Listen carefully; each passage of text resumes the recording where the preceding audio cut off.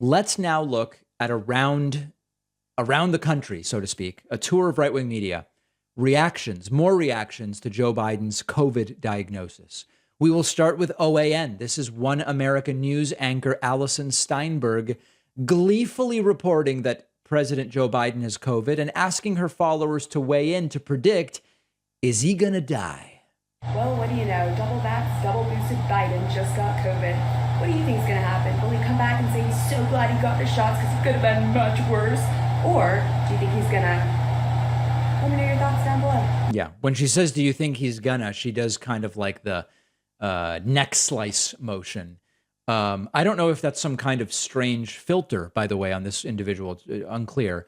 So that's on OAN. Alison Steinberg gleeful about it. Then we go over to Newsmax, where a Newsmax guest wishes Biden the best, but I wish him the best, but. So again, speedy recovery, we wish him the best, but I think it's time that we really refocus on some of the issues that we have here at home and in our backyards before we go down the path of another double booster and, vaccines for kids under 5. Aren't those issues in our backyard? Like, that's very strange. We should focus on domestic issues rather than things like whether Americans get COVID in America.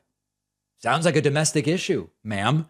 I wish him the best, but I'm against racism, but I'm against the N-word, but. And then on Fox News, here's another idea. Joe Biden actually had COVID last Friday when he was in Jerusalem, or as Donald Trump used to call it, Sharushalem. And that this is Harris Faulkner's idea. COVID.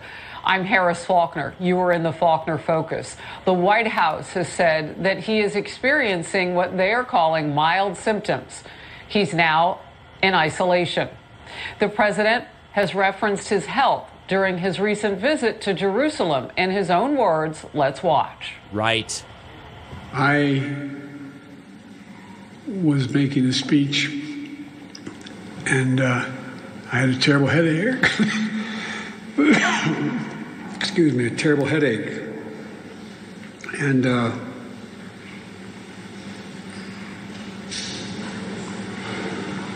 sorry. My swallow's wrong. I had a terrible headache. This is years ago.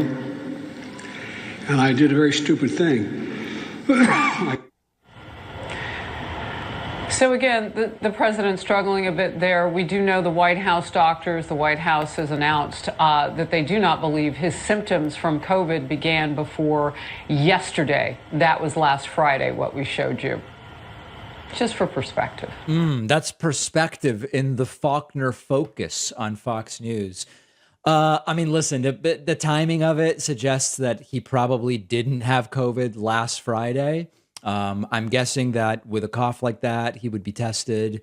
Doesn't really make sense. The timing of it doesn't really make sense. By the way, it does bear mentioning that we know Donald Trump knew he had COVID during that presidential debate with Joe Biden, and he found a way to not have to test at the venue, to just show up and say, I had a negative test.